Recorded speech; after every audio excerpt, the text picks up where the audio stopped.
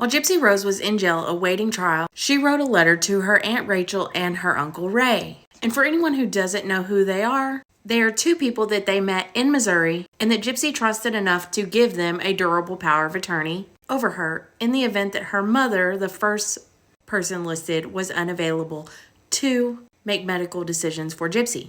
And this letter is not the easiest to read because it is not very clear. So I printed it and then I wrote over it with blue pen.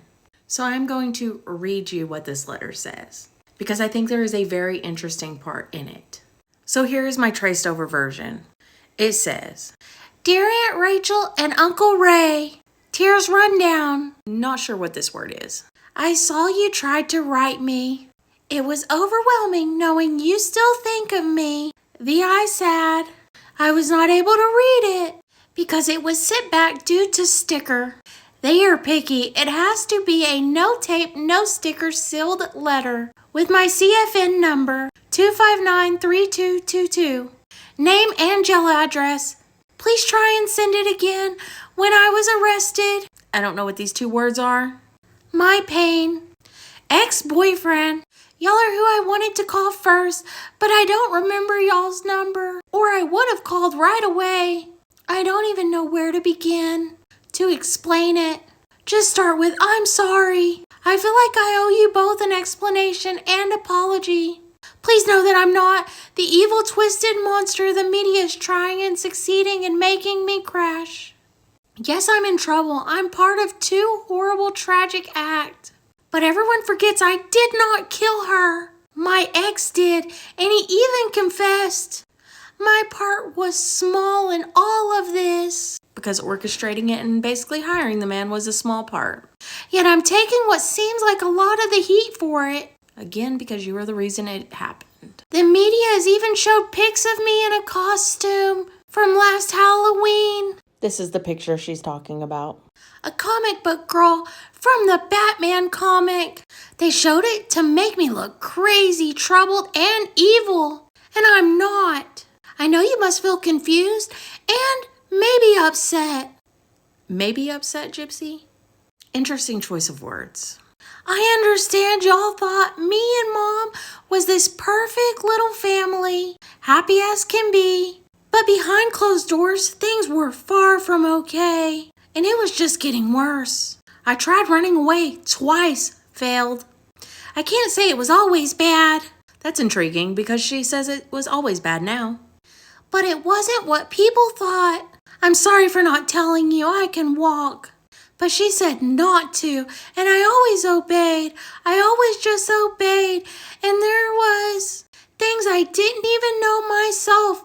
My lawyer told me, like my real age." Quick reminder, she knew her age in the interrogation before she had a public defender.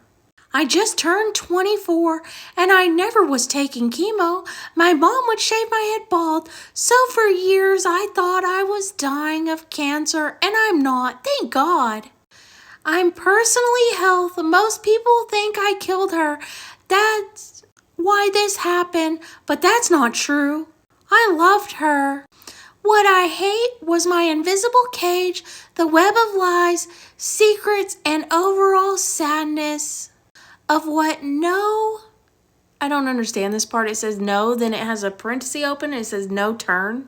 Unless there's just pieces that weren't there, like the markings on the page. Anyways.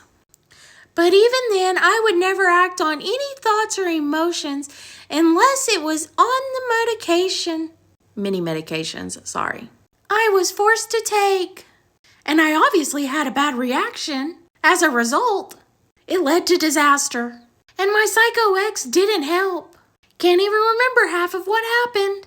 That part of the letter is really giving OJ's book the "if I did it, this is why I would have done it." Anyways, let's get to the next page.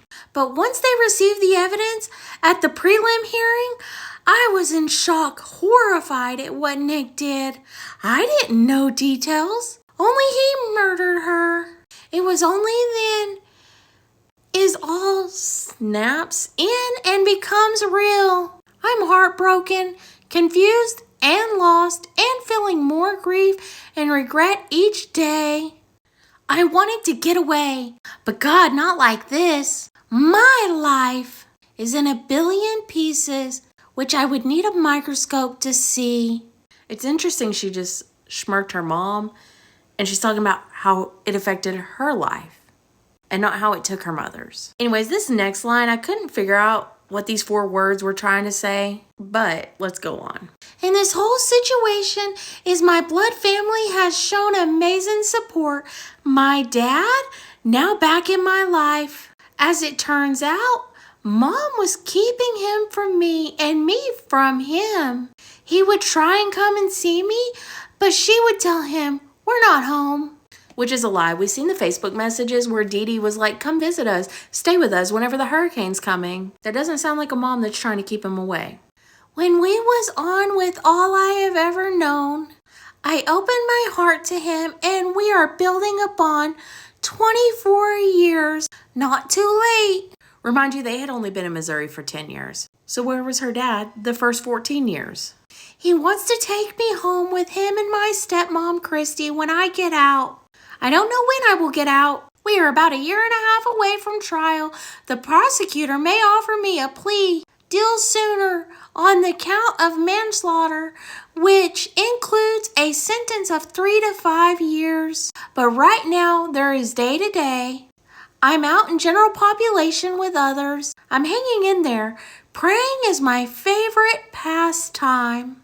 Though I believe God has forsaken me. Regardless, I pray. I don't know if y'all hate me or even want anything to do with me. But please write to me with y'all's phone number so I can call my lawyer, public defender, name is Mike Stanfield. If you have any questions, he can answer them as to the case and maybe setting up a visit so I can see y'all. I love y'all so much. Please know I'm still the sweet girl who loves Disney princesses and kitties. I'm just lost right now with no map to guide me. Sending all my love, hugs, Gypsyrose, XOXO.